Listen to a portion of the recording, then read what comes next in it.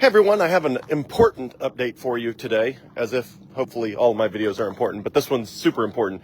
So I've explained before that my number one most favorite thing to read is anything that is anti-Bitcoin. Just literally, I mean, if anything comes up on my Twitter feeds, if anything comes up when I Google the word Bitcoin, if anything, a new book pops up on Amazon, anything that is anti-Bitcoin is absolutely immediately goes to the very top of my stack. And because with more than 97% of my liquid net worth in Bitcoin, obviously if I'm wrong about Bitcoin, I want to know about that as soon as conceivably possible. And so, obviously I read everything I can possibly get my hands on, including I've read every single anti-Bitcoin or anti-crypto book that's ever been published. I've read them all, 100% of them, all of them. I've read them all. And almost every anti-Bitcoin article that's been published online as well. Although I'm sure there's a few I've missed along the way somewhere, but I've read pretty much all of them.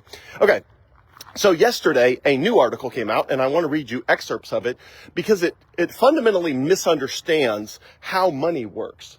And so often you'll hear these critiques of people saying, Bitcoin is useless. Nobody uses Bitcoin.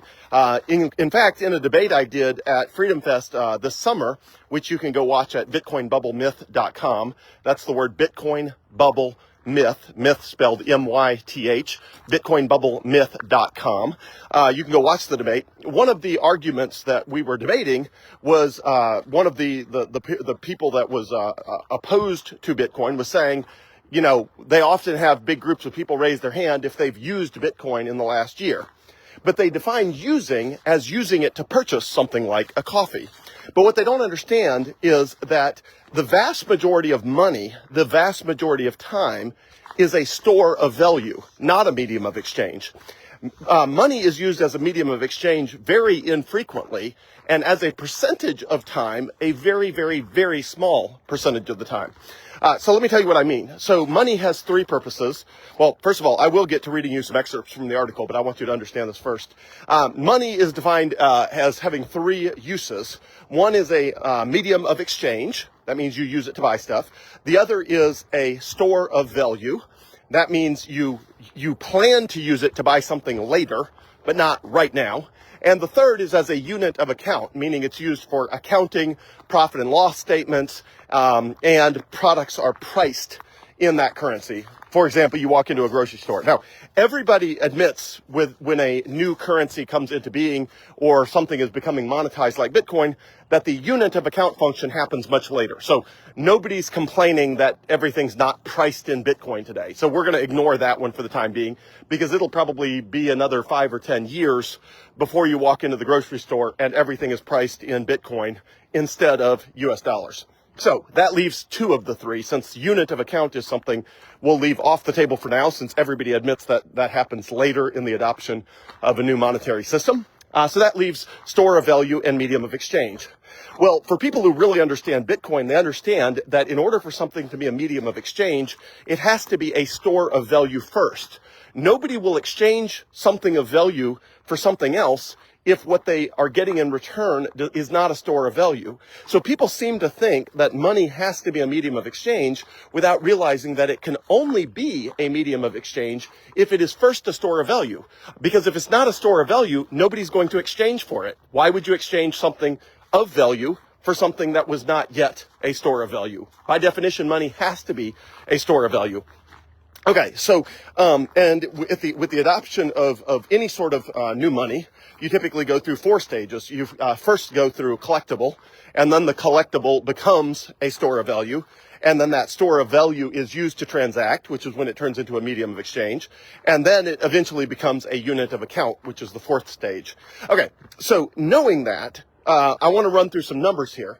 So when you hold money, the average person, if you use contactless payments, like if you just, buy stuff by holding your phone up or snapping a QR code or whatever it is, if that is how you buy stuff, then you are using money as a store of value about 99.9% of the time, meaning you are you're using money as a medium of exchange about 0.1% of the time, which is about 1 minute and 26 seconds a day. So since everything I buy is with contactless payments, that is about where I am. I use money, all forms of money, even though I use Bitcoin, but even before I was using Bitcoin, even with US dollars, I was using it as a 0.9% of the time. And I was only using it as a medium of exchange probably 1 minute and 26 seconds a day, which is 0.1% of the day. That means 99.9% of the time, money was just sitting there doing nothing, waiting for me to buy something later. And so once you understand that, you realize when something is being monetized, like Bitcoin, you're not going to use it as a transactional medium in the early stages of adoption, but that will come later. And even so, okay, no idea why I'm having internet troubles. So even if if you're like me, you use any sort of money, whether Bitcoin or US dollars, as a store of value 99.9% of the time, and as a medium of exchange 0.1% of the time, which on a daily basis is an average of 1 minute and 26 seconds, which is literally the time it takes for you to activate Apple Pay on your watch and bump it against the payment terminal. And if you do that, 5 or 10 times a day, and it takes 5 or 10 seconds each, you're in the ballpark of 1 minute and 26 seconds, which is 1/10 of 1% of the day spent where your money's actually buying something. The other 99.9% of the time, your money is just sitting there. So even for people who pay for stuff with checks, if it takes you 7 minutes to buy stuff every day, meaning you're the person in the grocery store line that pays by check and literally stands there for 3 minutes filling it out. If you're that sort of person, you're probably not spending more than 7 minutes per day transacting with your money, which means 99.5% of the time, 1/200th of the time you are transacting with your money. And that means 199 200ths of the time, which is 99.5% of the time, your money is just sitting there. Okay, so once you understand that, even if all you do with Bitcoin is you buy it and then you hold it for 2 years, you are still transacting. You are transacting by converting Bitcoin, US dollars to Bitcoin, and then at some later time when you need to buy stuff or make your life better for you or your family somehow, you are converting it back into whatever it is, or you're using it to buy something. But that is your points of which you're using it as a medium of exchange. You're exchanging it for something else. The same is true of gold. So gold is the number one asset in the world right now. It's worth about $18 trillion. Bitcoin's about 1.8 trillion. So all the gold in the world is about 10 times as valuable as all the Bitcoin in the world. And my prediction is that will be flipped at some point where Bitcoin will be more valuable than gold. But all the central banks that are buying gold, 0% of them plan to convert it into an some industrial use or into jewelry. 100% of them bought it with fiat currency, meaning government printed currency. And 100% of those central banks intend at some point to convert it back by selling it back into a fiat currency. But nobody says it has no monetary value just because they don't buy coffee with it. They hold it and then they transact with it infrequently, which is what a lot of people do with Bitcoin right now. So once you understand that holding Bitcoin is using Bitcoin. You're just using it, the way any currency is used, which at a minimum is typically 99.9% of the time it's sitting there doing nothing.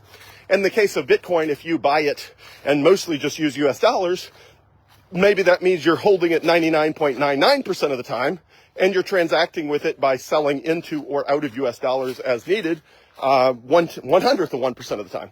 Okay, so once you understand that using Bitcoin, holding Bitcoin is using Bitcoin, that is a fundamental use, then it makes sense why this guy who wrote this article, why his arguments don't make sense. All right, so I'm going to read some of the sections of this guy's article to explain why he just fundamentally misunderstands how money works and all of that. All right, so the headline of the article, let me get situated where I can hold multiple things at one time. So the headline of the article is Bitcoin is booming, but it is still useless. Again, he's going to say it's useless because people don't use it to buy stuff on a daily basis. He says key questions about cryptocurrency remain unanswered. They're only unanswered because he hasn't even bothered to Google it or type his questions into ChatGPT, which has all the answers, or go on YouTube, which also has all the answers. It says key questions remain unanswered even as the price soars. What the fans can't say is what any of it is supposed to be for or what it actually does.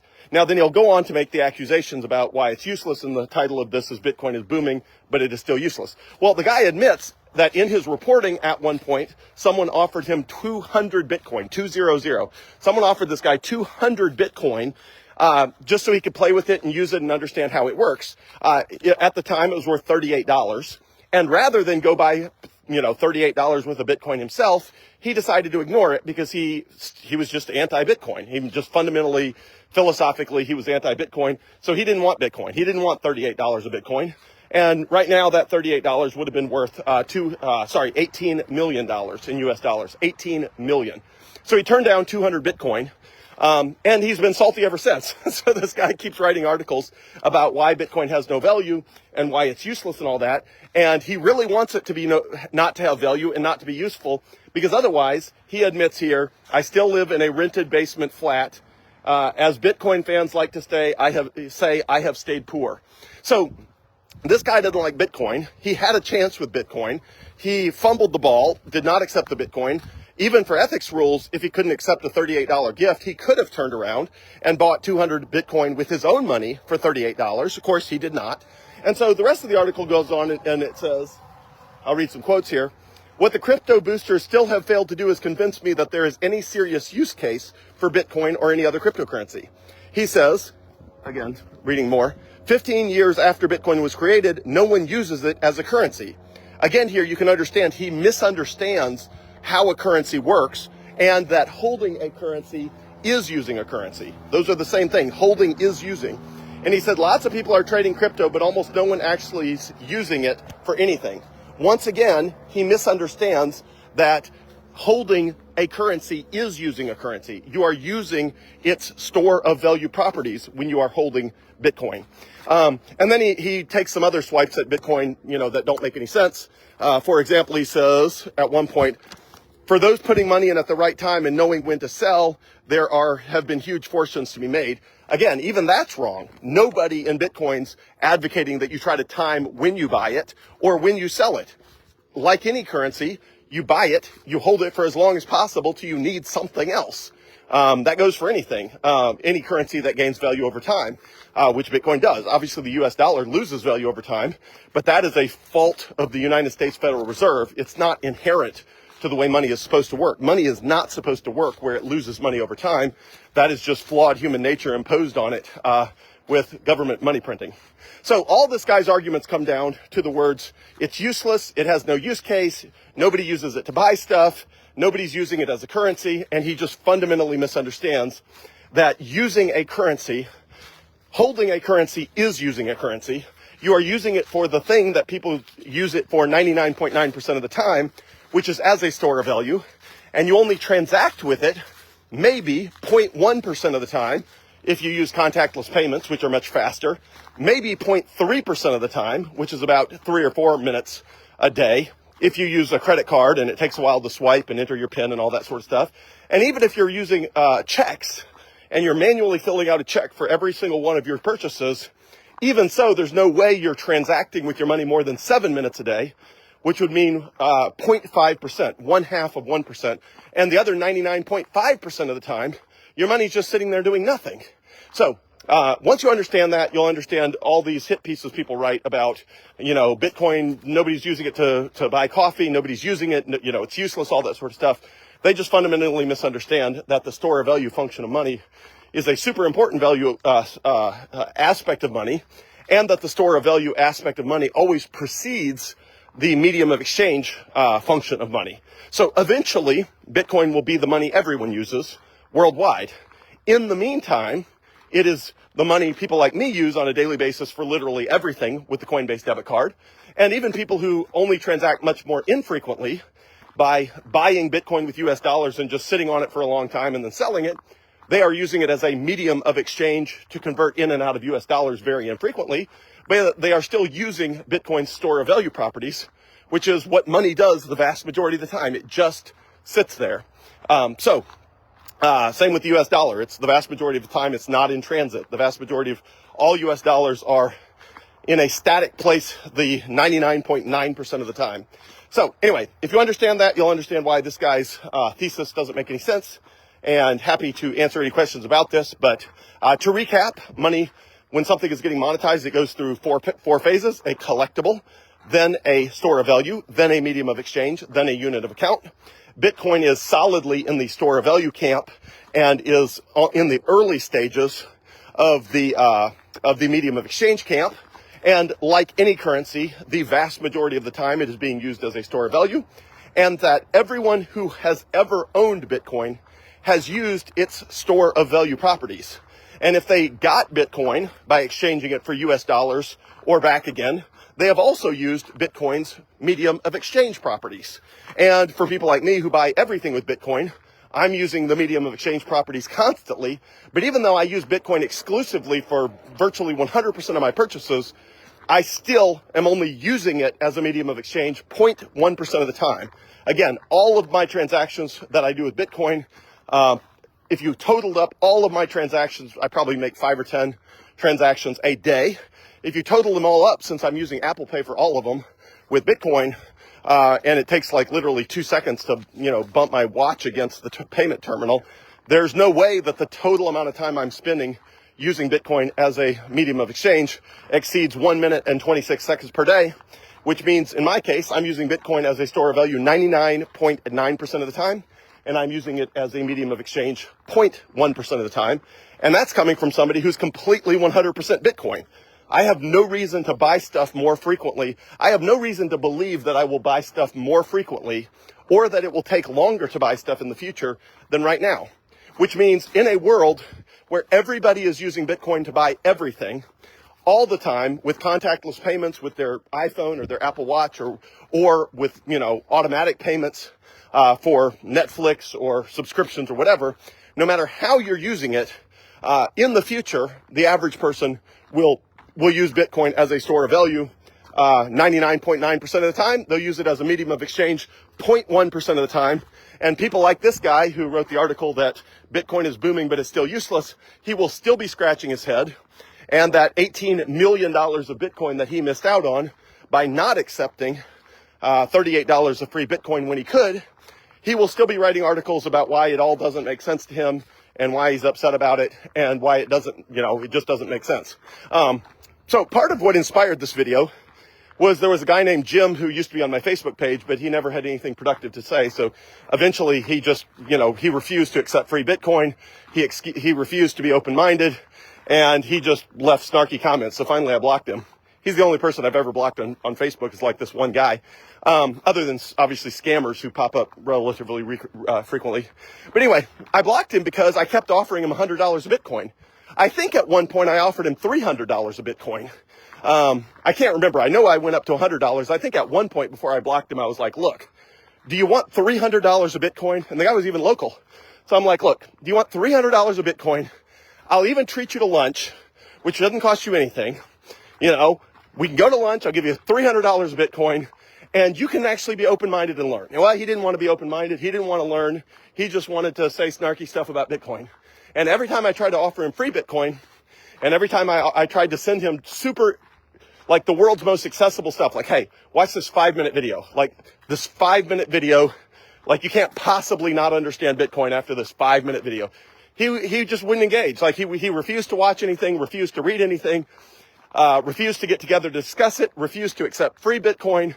And he was just like this guy. Like he wanted to have a snarky opinion, but he never was willing to open his mind even 1% to understand how money works, how Bitcoin works, or what benefit it might have to him. And so as a result of that, I've been waiting for somebody to write a, snarky, stupid article that I could critique and point out how they're wrong. And this is as good as article as any for that, because again, very often, the fundamental misunderstanding that all these articles are based on is that they can't understand how it's a currency if everyone is not using it all the time to buy stuff. And again, they just misunderstand how currency works, and they misunderstand what % of the time any currency is being used to buy stuff, which is a microscopically small % of the time that you're actually transacting with any currency.